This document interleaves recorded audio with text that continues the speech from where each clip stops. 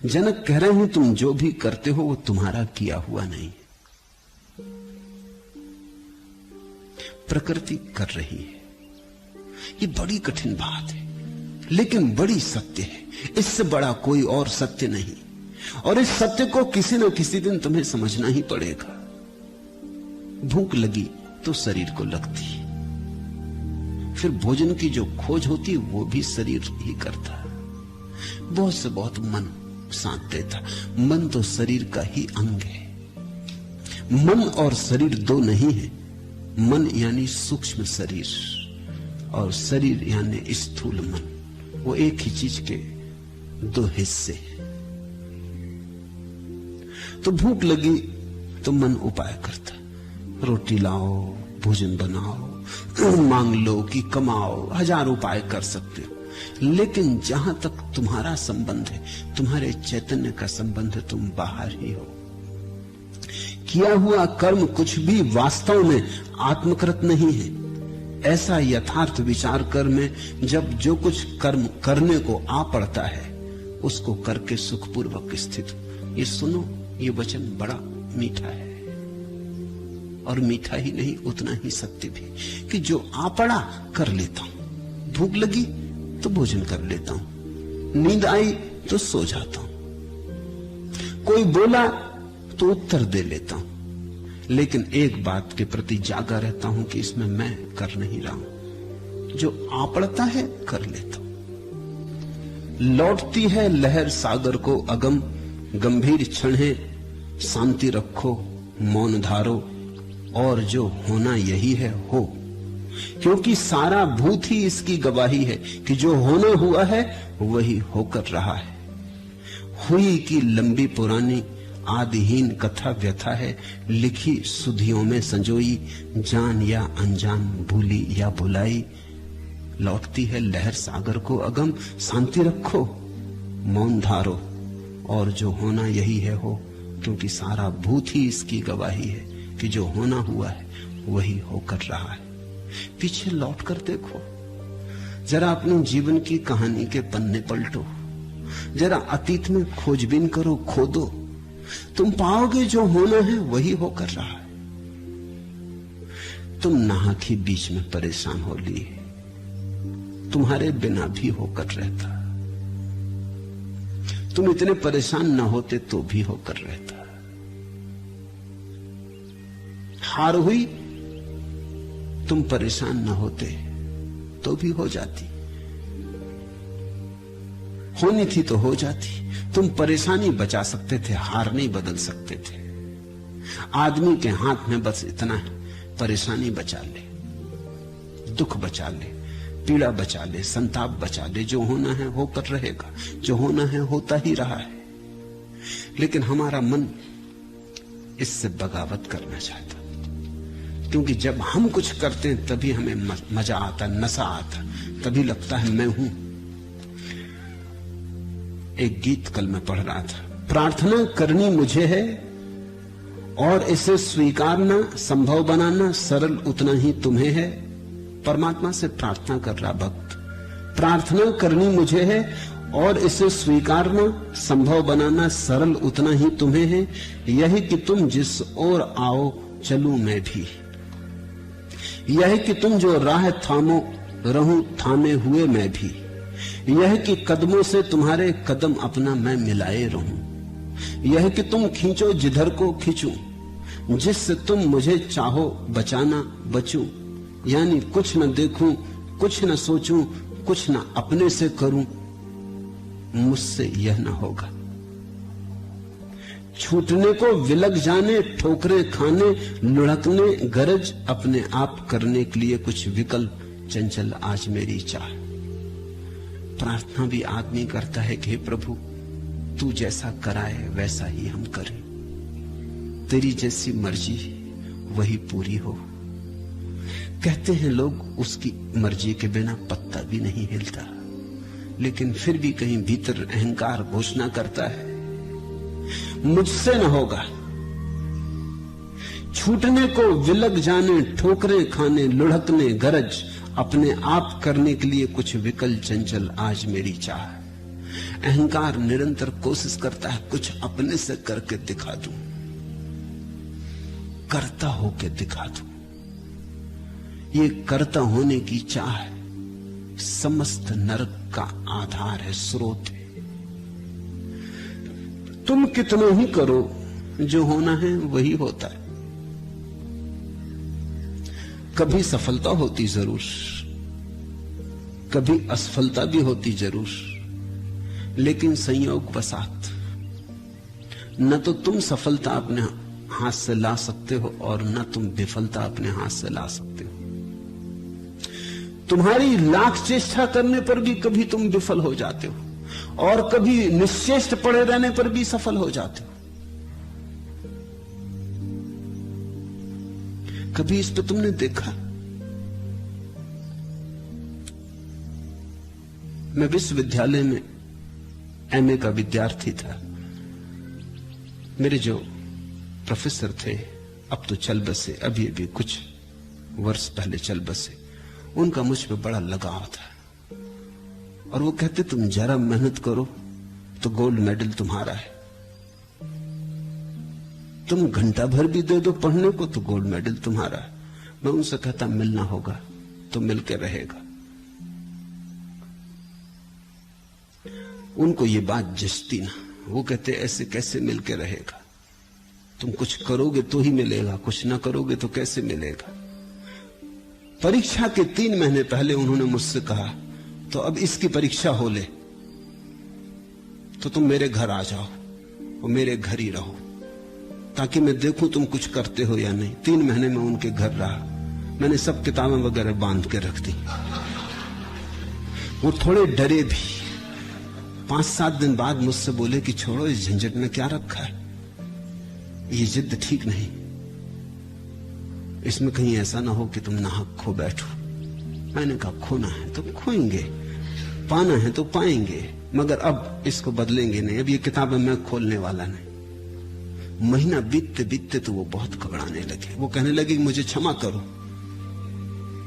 मैं अपनी बात वापस लेता हूं, लेकिन तुम पढ़ो लिखो। मैंने कहा आपके बात लेने न लेने का कोई सवाल नहीं है, वैसे भी मैं पढ़ने वाला नहीं था, कोई आप के वजह से नहीं पढ़ रहा हूं ये सवाल नहीं है। जो मुझे करना था वही करने वाला था और जो होना है होगा। परीक्षा जब बिल्कुल करीब आ गई तो वो तो इतने घबराने लगे कि मुझसे बोले कि ऐसा करो, मैं तुम्हें बता देता हूं कि क्या क्या आ रहा है, कम से कम उतना। मैंने अपने जीवन में ऐसा कभी नहीं किया, लेकिन तुम तो मुझे दया आती और हैरानी होती कि तुम पागल तो नहीं हो। क्योंकि मैं पड़ा रहता घास पर उनके लान में, सोया रहता धूप में या वृक्षों की छाया में। 3 महीने मैंने किताब छुई नहीं। मैंने कहा कि नहीं, आप बताओ भी तो भी कोई सार नहीं, क्योंकि मैं किताब उठाने वाला नहीं। मैं बिना किताब छुई परीक्षा में आ रहा हूं। आखिरी दिन तो रात उनसे न रहा गया। मैं कमरे में सोया था, कोई 11 बजे रात उन्होंने खटका दिया और कहा कि सुनो ये रहा पेपर। अब मैंने कहा कि देखो आप अपने हाथ से सब खराब किए ले रहे हो। अब 3 महीने गुजर गए, अब रात बची है, कल सुबह में जो होगा होगा। और इस पेपर का मैं करूंगा भी क्या, ये जान भी लूं कि क्या आ रहा है, तो सुबह मैं जान ही लूंगा, इसमें क्या सी जल्दी है। पढ़ने वाला मैं नहीं हूं तो अभी जान लूं कि सुबह जान लूं, फर्क क्या पड़ेगा, बीच में मैं पढ़ने वाला नहीं हूं। और जब मुझे गोल्ड मेडल मिला तो उनकी हालत देखने जैसी थी। वो नाचने लगे खुशी में। उन्होंने कहा कि हद हो गई, तो शायद तुम ठीक ही कहते हो कि जो होने वाला था होकर रहेगा। मगर मुझे अब भी भरोसा नहीं आता, ये हो गया ये भी ठीक।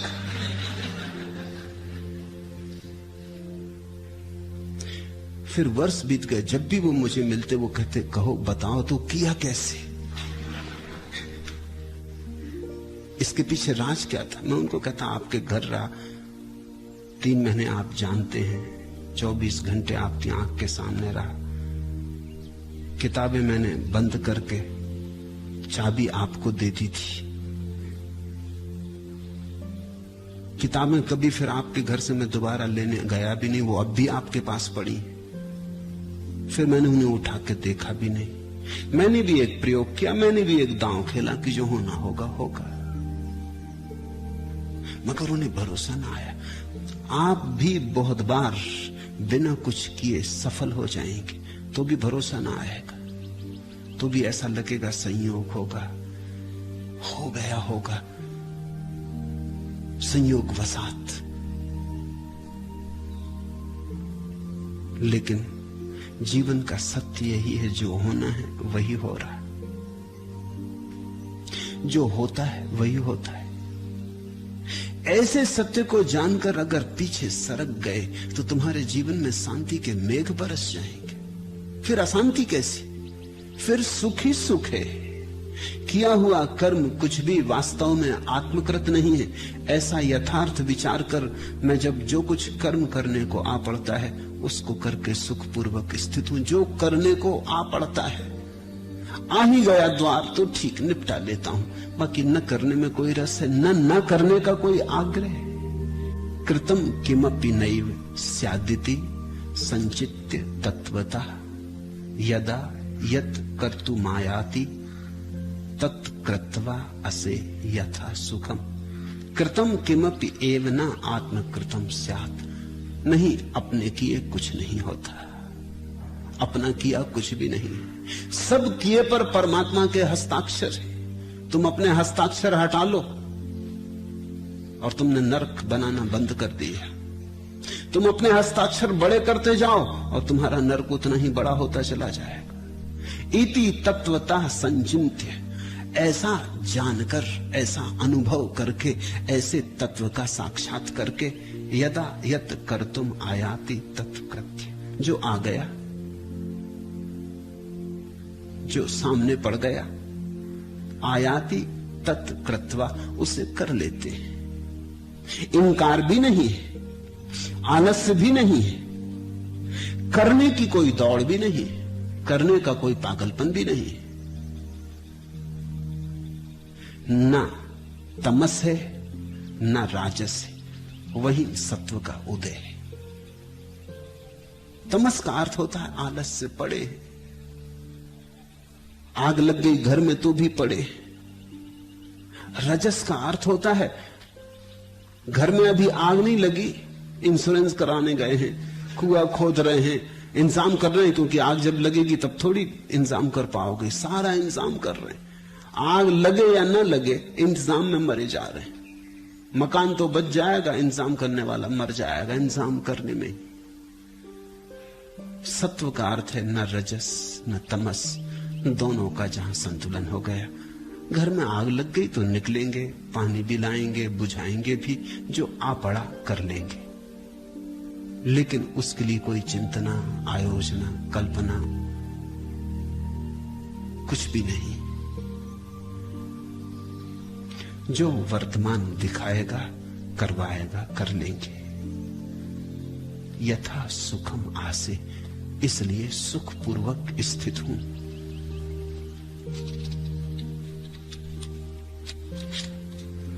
आदमी करता तो बना रहता, फिर भी कहीं तो किसी चेतना के तल पर पता चलता रहता है कि अपना किया कुछ होता नहीं। कितनी चेष्टा तुम करते हो सफल होने की और असफलता हाथ लग जाती, और कभी कभी अनायास छप्पड़ फोड़ के धन बरस जाता। मैंने सुना है कि यहूदी कथा है कि एक सम्राट ऐसा ही भरोसा करता था कि जो होना होता। गांव में एक भिखमंगा था, बस एक ही भिखमंगा था, पूरा राजधानी धन संपन्न थी, अंधा था भिखमंगा, नहीं कि आंख से अंधा था, बस कुछ ऐसा अंधापन था कि जो भी करता गलत हो जाता, कि गलत ही चुनता, कि गलत दिशा में ही जाता। जब सारे लोग बाजार में बेच रहे होते तब वो खरीदता, जब चीजों के दाम गिर रहे होते तब वो फंस जाता। जो करता गलत हो जाता। वजीरों को उस पर दया आई। उन्होंने सम्राट से कहा, गांव पूरा धनी, ये एक आदमी बेचारा उलझन में पड़ा रहता, इसका कुछ भाग्य विपरीत, इसकी बुद्धि उल्टी। जब सारी दुनिया कुछ कर रही वो न करेगा, जब सब सफल हो रहे हैं, धन कमा रहे हैं, तब न कमाएगा, जब सारे लोग फसल बो रहे हैं तब वो बैठा रहेगा, जब मौसम है बीज डालने का तब बीज न डालेगा, जब मौसम चला जाएगा तब बीज डालेगा। बीज भी सड़ जाते, वो फिर पैदा नहीं होते, फसल तो आती नहीं, हाथ का भी चला जाता। इस पे कुछ दया करे। सम्राट ने कहा, दया करने से कुछ भी ना होगा, लेकिन तुम कहते हो तो एक प्रयोग करें। तो वो आदमी रोज सांझ को बाजार से लौटता अपने घर, तो एक पुल को पार करता है। सम्राट ने कहा, पुल खाली कर दिया जाए, और असरफियों से भरा हुआ एक हंडा, बड़ा हंडा बीच पुल पर रख दिया। सम्राट और वजीर दूसरे किनारे बैठे, पुल खाली कर दिया गया, कोई दूसरा जा ना सकेगा। वही आदमी निकला अपनी धुन में, अपने सोच विचार में गुनगुनाता, ओंठ फड़फड़ाता। वजीर चकित हुए कि पुल पे पैर रखते ही उसने आंख बंद कर ली। वो बड़े हैरान हुए कि हद हो गई, अब ये मूर्ख आंख क्यों बंद कर रहा है पुल पर। लेकिन वो आंख बंद करके वो टटोल टटोल के पार हो गया और घड़े को वहीं छोड़ दिया, क्योंकि अंधे को अब घड़ा क्या दिखाई पड़ता।